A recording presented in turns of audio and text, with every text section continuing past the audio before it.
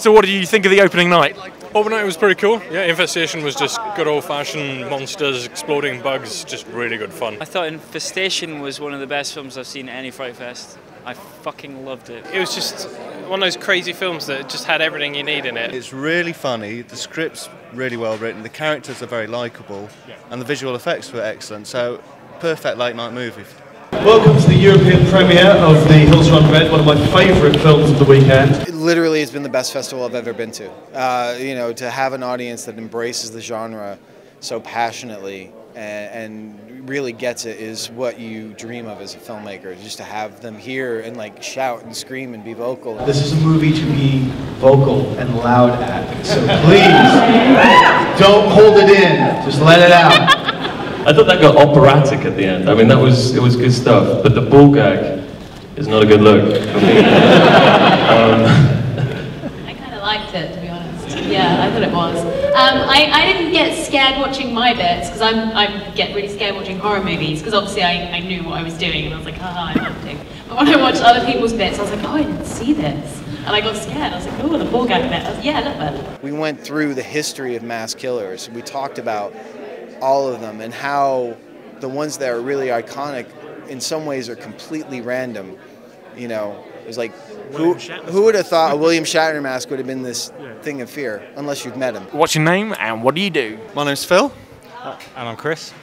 And we do a podcast called Chris and Phil Present, which we've been doing for about 9 months. And it's a mixture of sort of film reviews and a mixture of kind of nonsense as well. I listened to hundreds of podcasts. I thought, why not give it a go? I mean, I knew Phil did a lot of writing for Dread Central, Eat My Brain, stuff like that. I thought, we'd just record Phil and I'd just produce it. He said no, and then thought about it and came back and said, I'll do it as long as you're on it. So I kind of got lumbered being on it. So I don't really talk about films, I just kind of talk about rubbish. Millennium, which is on today, I've heard very good things about. Don't think it's going to be particularly horror genre stuff, it's going to be more of a thriller, but I think that's going to be really good to see, and I've got the book, and yeah, big fan. Cool. And Chris? Human Centipede, although I am hoping that I don't vomit. This is the world premiere of what we think is a great movie. Please give a massive welcome to Federico Zampaglione. When we were in Treviso shooting the film, to put him in the character, I suggest him to go to the cemetery. At one point, the police went on the cemetery and arrest him. And so we saw the police coming, breaking on the set and asking, oh, this guy is with you?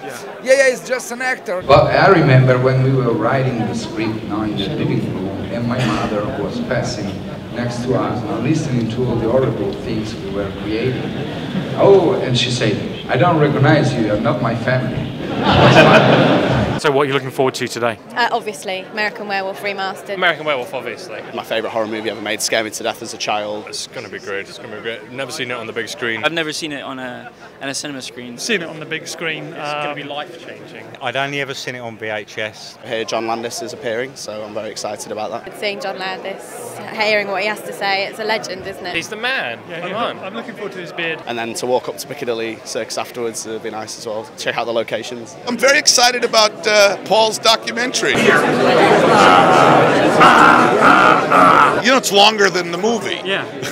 Was there anybody that you wanted to interview that either couldn't do it or wouldn't do it? The people who were dead, it was quite hard to... Lana Kay we wanted to get, but she was too ill. And the only other person, I think, that we approached and we didn't hear anything back from was Frank Oz. Got in touch with Rick Mail, and it wasn't the fact that he didn't want to do it, it's just after his quad bike accident, he can't remember anything, so... Television? On Sky, yeah, on TV. So thank you for talking to Sky, you're Murdoch again. Talk about horror. It really is, it's the new transfer and it's amazing. How many people were just here to see Beware the Moon? Now raise your hand. Well, shit, you know everything. There won't be one surprise in this movie for you. Damn it, get out. You got a what? Is this your first time to the festival and how are you finding it? How I found it, it's in Leicester Square. Yeah. You go past... no, I'm delighted to be here because I have friends. Guillermo del Toro years ago told me I should come. and I'm very happy to be here. In fact, if anybody's here who worked on the film, come up. Where are you? What's interesting about Werewolf is I was concerned that the Blu-ray, because it's so, the clarity of the image, would hurt Rick's makeup. And in fact, it improves it. You see more of it, and therefore you see more detail. It's remarkable. About Beware the Moon is that it's so cool for me to see all these people. Dennis, I know since I'm 18 from Kelly's Heroes. When I made an American Werewolf, am I talking to you or him? I don't know. Yeah, be here. You can talk to me. Be this way. Be here. That's better. There you go. Always stand by the lead. I'm going to be here because I'm going to see a bunch of movies this weekend. Please leave me the fuck alone, okay?